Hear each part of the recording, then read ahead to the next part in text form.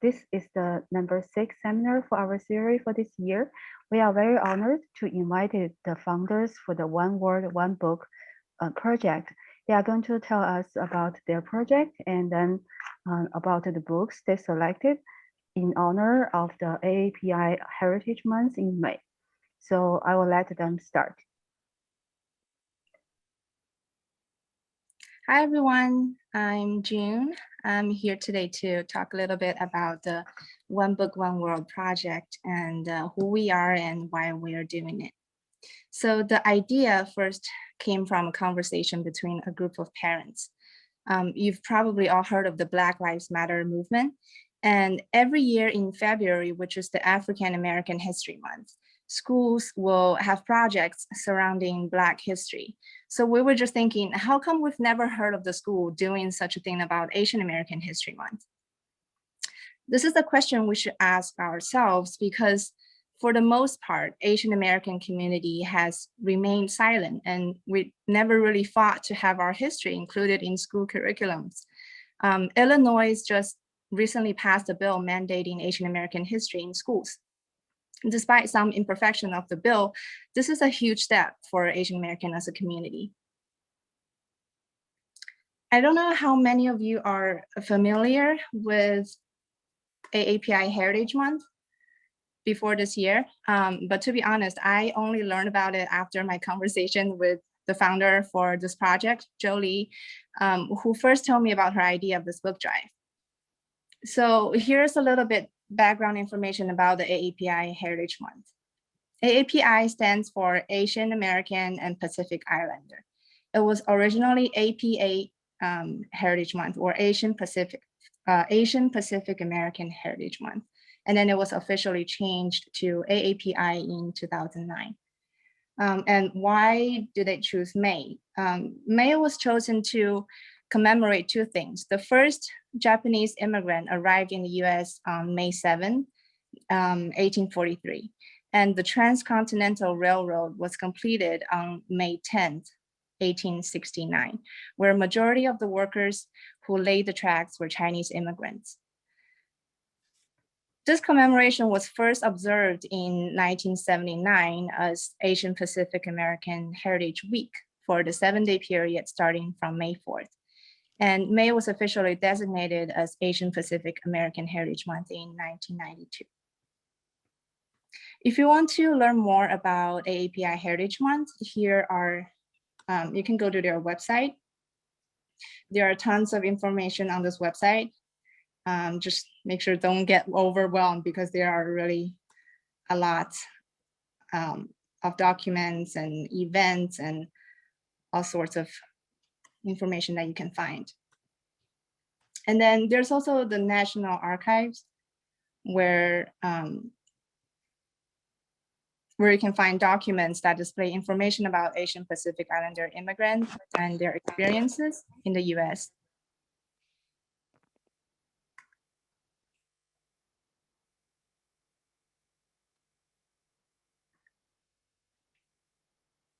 I want to show a short clip from a talk that Erica Lee did about her book, The Making of Asian America.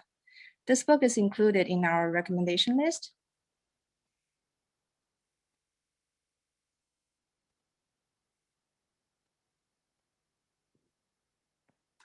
Regrets the moment when I had one of those light bulb moments that authors often have.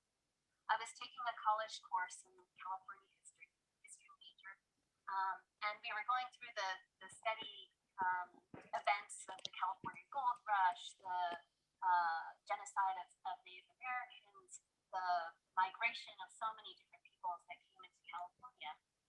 But then we got to a topic that I had not known anything about, the anti-Chinese movement, the late 19th century. This is when Chinese immigrants were called chinks. They could never become American. They were thought to be cheap laborers who took away American jobs. They were considered to be threats to the American family, a danger to American civilization, somehow less than human. They were harassed, they were exploited, they were driven out of the American West. They were prevented from becoming naturalized citizens. They were massacred. in some of the worst episodes of racial violence in our history, and then ultimately barred from coming to the United States. And I still remember the sense of total shock when I looked at images like this. And the thought that went through my mind was, I never knew that this happened. I never knew that this happened. And then I remember asking myself, why haven't I ever heard about this? I'm a history major. My own family is Chinese American. They never talked about this. I didn't learn about this in school. Where was this history? And why are Asian Americans so invisible? I learned that Asian Americans have often been literally written out of history. Take, for example, this great moment in 1869, when journalists and photographers gathered at Promontory Point, Utah, as railroad workers laid the last spike in the building of the Great Transcontinental Railroad in 1869.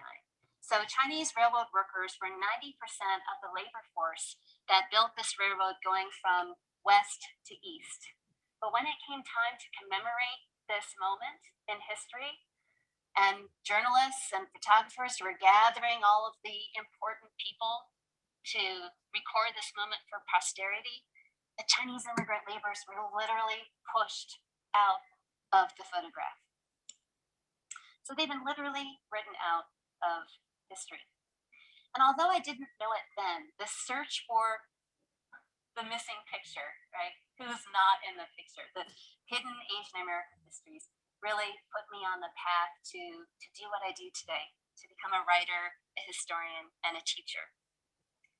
A lot has changed since that moment. There are now many historical societies, organizations, social media campaigns where you can digitally pin important sites and events in Asian American history, digital archives, online encyclopedias. So much work has been done. There's award-winning books, award-winning documentaries, films that have made the point that Asian Americans matter in American history, and that you can't teach American history without Asian Americans. Some other activism has taken place on a smaller scale. Famed photographer Corky Lee, who's based in New York City, decided that he was sick and tired of having Asian Americans written out of history. And so in 2014, he gathered the descendants of Chinese railroad workers, as many as he could find, to make that trek back to Promontory Point, Utah, and to take the picture that he thought should have been taken in 1869. So there's a lot that has changed. However, there's a lot that still hasn't changed. Despite this progress, most Americans still know very little about Asian Americans or their long history in the United States, why they've come, and how they've been absolutely central to some of the most dramatic transformations economically, politically, socially in our society. What they do know about Asian Americans might be based on this particular image of the model minority, the idea that Asian Americans have somehow made it in the United States, that they're on the rise, that they're economically successful, academically successful, that they need no help from social services, and that they are the model for other minorities. This image has become so ubiquitous that it's really obscured that more complicated history that we know about. And it's also offering an inaccurate and incomplete portrayal of contemporary Asian American communities and issues. And despite all of those books and historical societies and historical national monuments, this is what I get from my students every semester, almost every week. I never knew that this happened.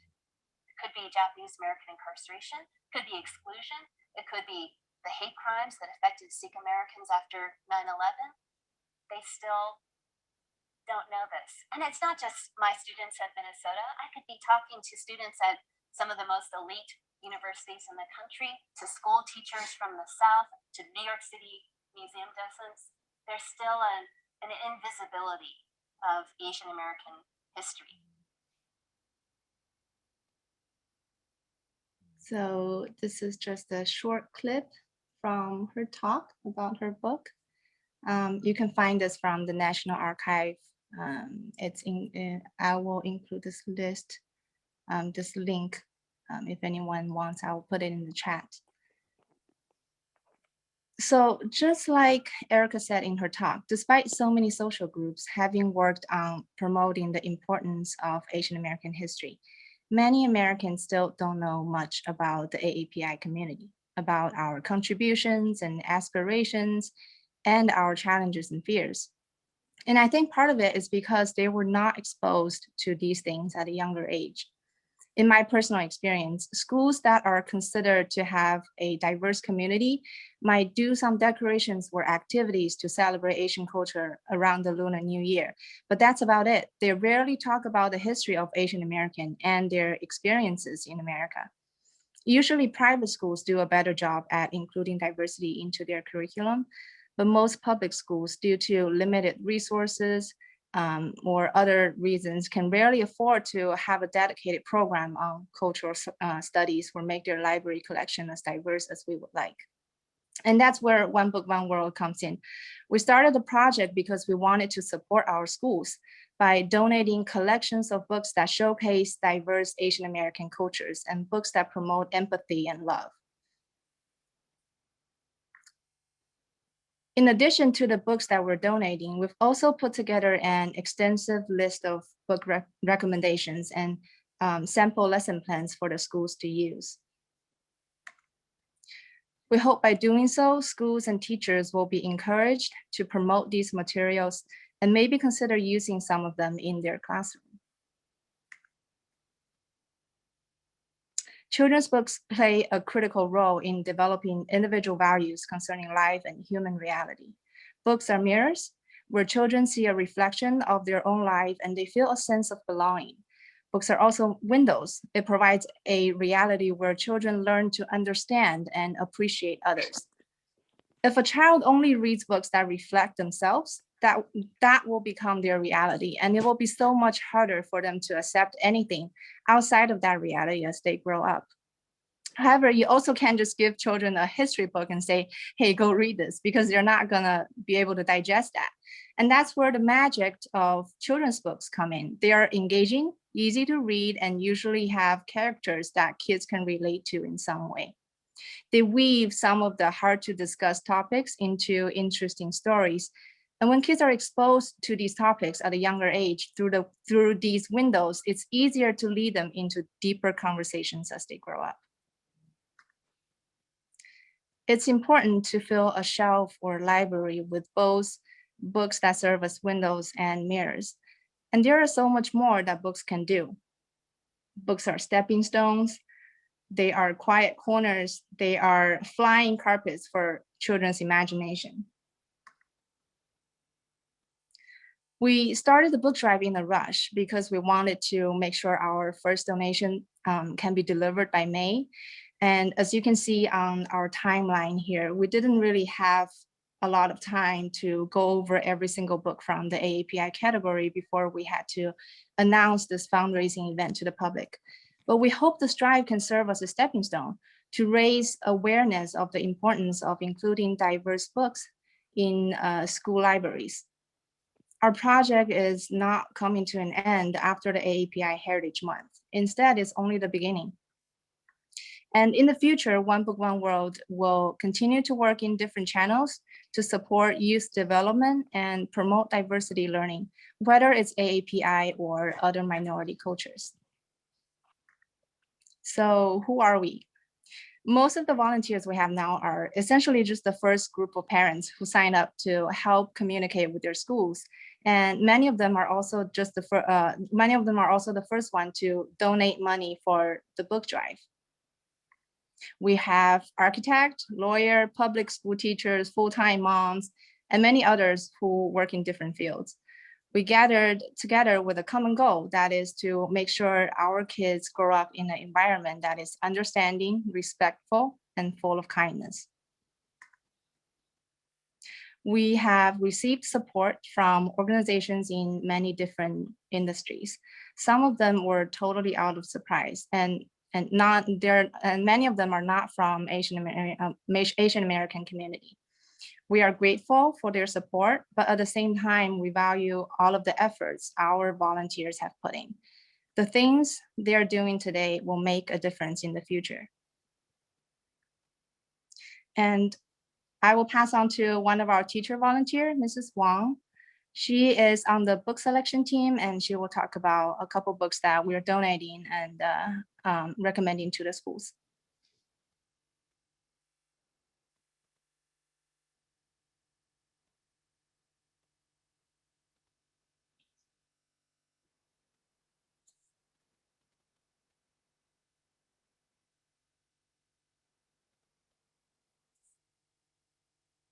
I think you're We muted. can hear you.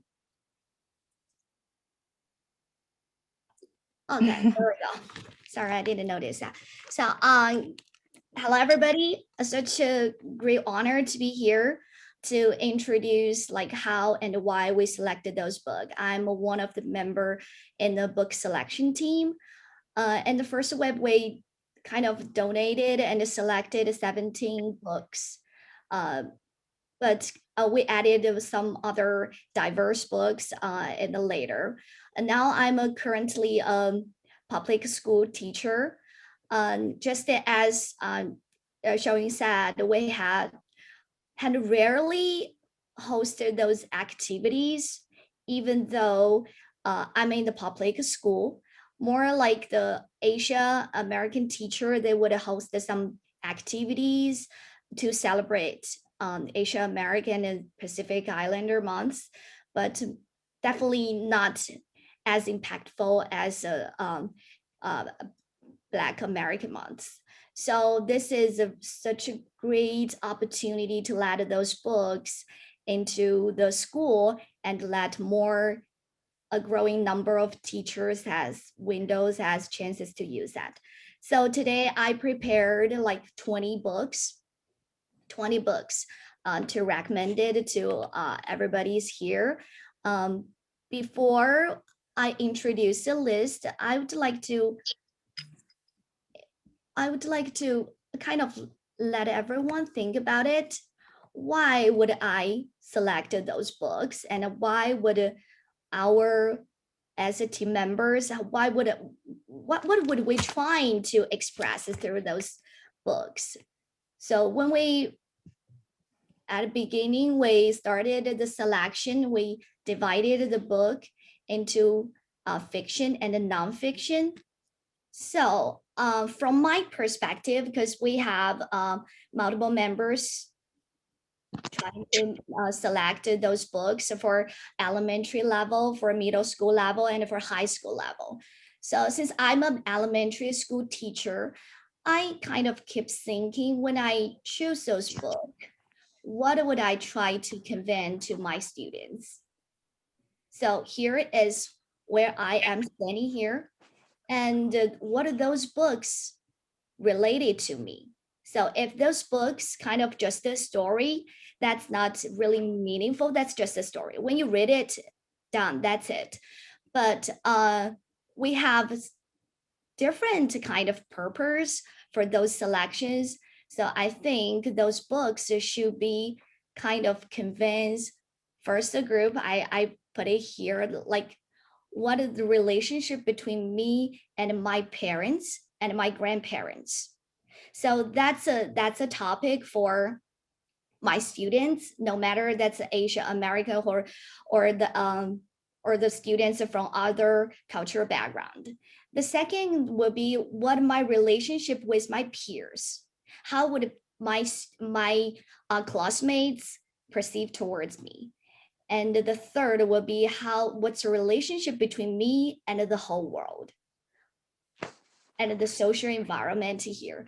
So that's kind of a basic and the foundation when I make a decision if I should put this book in the list or not. So let's get started. Okay, I said I prepared 20 books and this will be the first one. And this book was published last year. So that's a new book. The title of this book is Eyes That Kisses in the Corner. That's a lot of Chinese culture the elements is here. We can see Monkey King, we can see Lotus, we can see a lot of the worm tea, the dragon. The first time I read this book to my students, they said, oh my God, I just truly love the illustrations here.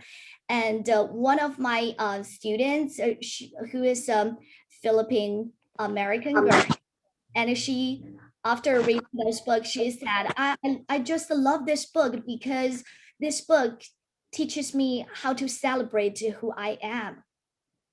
Because I think that's a meaning, and that's the purpose, the ultimate purpose, to let more students identify themselves and accept themselves. Because it, like the Asian eyes is a stereotype. That's definitely a stereotype. But when we talk about Asian eyes, what are we talking about? We're talking about self-acceptance. We're talking about the beauty standards, but we can definitely set up those beauty standards by myself. So those books, definitely on this book, my students just love this book. This is the number one, books number one. I think that case is in the corner. I downloaded this book. I downloaded this picture. I downloaded this picture. That's I love it. I love it, and I consider to let my students have those activities as well. They, when they read those books, the Asian eyes is kind of the compliment. That's not really like the stereotype anymore. They wanted to be part of it, and they set up their beauty standards through this book. So I really love to share these pictures with you guys here. The book number 2 is I Dream of Po. I Dream of Po. The author is from Taiwan. She immigrated to United States when she was 7 years old. I just said when the first time I played this read aloud video to my students, I burst into tears all of a sudden. I just cannot control, because there's some, the text is pretty simple, but just something hit your heart really hard. This book is very colorful, very vibrant, but that's also convinced, like the author, she said she kind of getting more familiar with English while she loses her first language. So at the beginning, she feels like the Chinese would be more comfortable to speak. By the end, she can barely communicate with her po. And by the end of this book, and in her dream, she speaks Chinese and her po speaks English. So those kind of, those kind of plot makes every readers to kind of immerse in the environment where they can put their feelings in author's shoes to experience something. Number 3, this book called The Grandfather's Journey, which is a story about Japanese American. I put these books here because I quoted one sentence from this book. It says, the funny thing is, the moment I am in one country, I am homesick for the other. So I don't think my students, they are age ranging from like 5 years old to 12 years old, but when they grown up and they look back, there is a special feeling for those kind of books.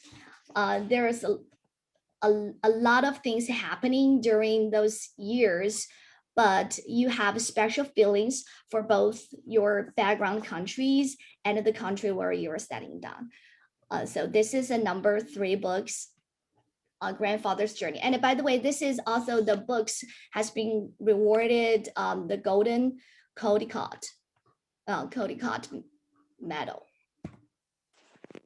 This book is called Joined Together. The author is a Vietnamese America. I love this book very much. I just cannot help to put a page here that's very impactful.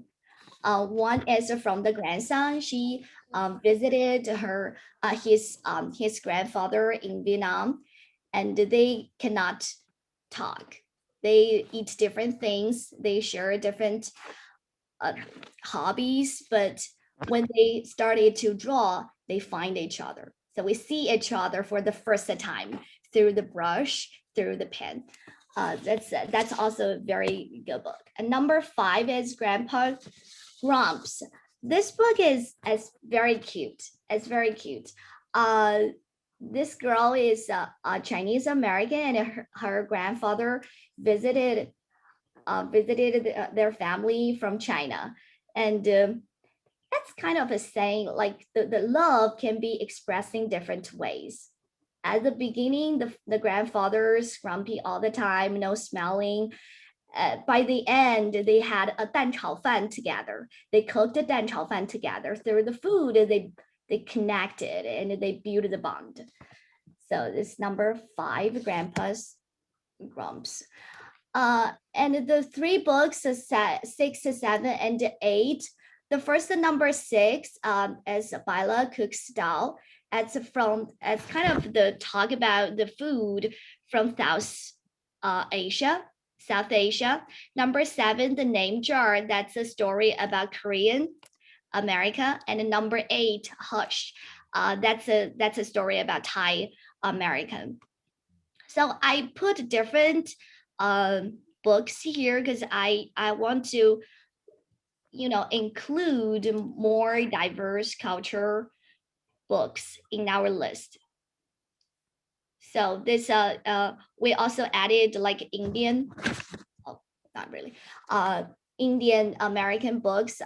Later I will introduce that, but those from the very, very diverse cultural background here. And the number 9, 10, and 11, those kind of a group of books, when we selected the list, that's not really specifically targeted at any race, any ethnic identities. The Invisible Boy, The Big Umbrella, and The Normal Pig. Nothing about race has been mentioned in the book. The Invisible Boy is the boy who's being ignored by everybody in the class. But he kind of getting more and more comfortable when he has a friend, and those friend can understand him. The Big Umbrella is more is kind of the book for first and second grade. The text is very easy, and it illustrated like the umbrella can be bigger and bigger, no limitations there, and it could include more and more people. The Normal Pig is a story, teach you how to see your difference. It's also teach you how can you feel like when somebody cannot understand you, when you feel you're different, maybe because the people around you, they do not have opportunity to see the bigger world. So that's just 3 funny stories. Okay, the first 11 books are all a fictional book. Starting from the book number 12, that's non-fictional. The first is Asian Americans Who Inspire Us. The author is a Philippine American. She's a social worker in California. Even though she's born in the United States, but she says she's being discriminated all the time. So she wants to have this book to let the people know, to let more students know how great the Asian Americans can be. So this book kind of included 16 Asian Americans who changed the world. So included Japanese American, Chinese American, Filipino, and the Thai, Korean, from almost from all the Asia culture background. And the book number 13 here, yeah, Ashima is 15 or 16 years old this year. She's very young, but she's a world-class mountain climber. That's a biography book. She born in the United States, and she still has very strong connection to Japan, and she loves the natural environment, and she loves the mountains. She climbed a lot of mountains around the world. And this book is kind of show you how Asian Americans can be, besides the stereotype saying you're a good grade student, you're a top, academically top students, but we can do something else. As a Asian American, you have more possibilities. Number 14, 15, 16. I intentionally put the three books here because those three books are biography books. The similarities is their biography books. Number 14, Paper Sun and the Queen of the Physics and the Fearless Flight of Hazel Ing Lee. The last one, The Fearless Flight of Hazel Ing Lee, this book was published this year, 2 to 3 weeks ago. That's very fresh. Those three Asian Americans, specifically Chinese Americans, they come to United States with different purpose. Paper Sun is a very controversial book. Paper Sun is a very controversial book. We had a conversation to talk if that's appropriate to put into here, but as we know, the Paper Sun is kind of the term refers to the Chinese people, not American people. That's a Chinese people who were born in China and they come to United States with fake document. That's not just targeted this book. That's a group of people. That's a specific history period. So during the Chinese Exclusion Act, in the video we just watched, that lady mentioned this period. Chinese Exclusion Act makes people from China has very limited opportunity to come to United States. And the characters in this book, he's coming with a fake document. However, he is one of the very, very celebrated Hollywood producer in the future. And Queen of the Physics, this is Wu Jianxiong. She's a pretty famous, very, very world-class famous scientist, a female scientist. She came to United States 1936. That's kind of the period that people discussed the Chinese Exclusion Act as well. And the third, that's Hazel. She's born in the United States, but she is also the first female pilot during the Second World War. So they share the same Chinese culture background.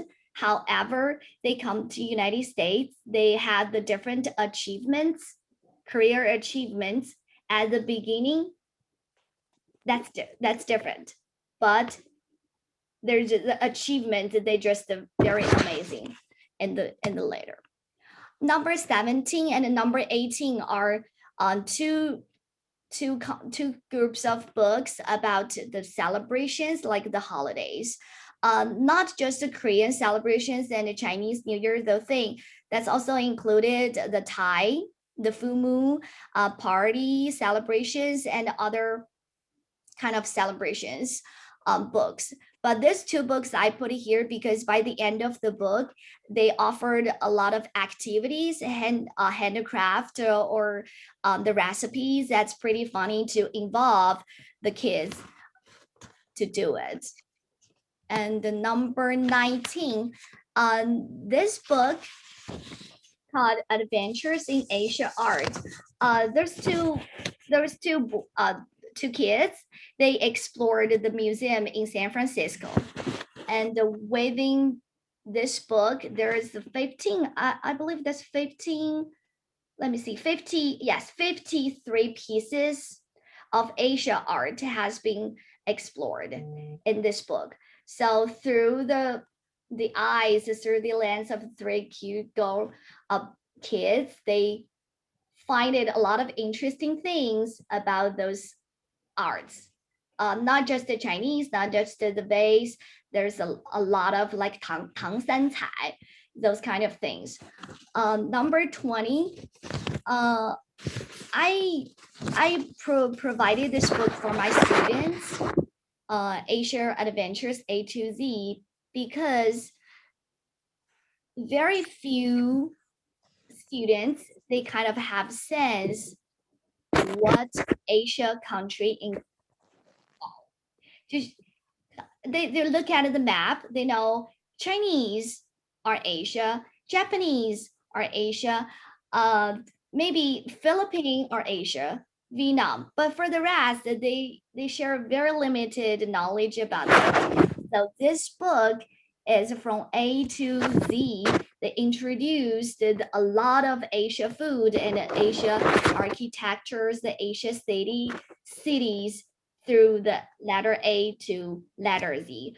But there is one thing in this book I noticed, some like the political controversial things, like the letter L, that's Tibet, the Lhasa.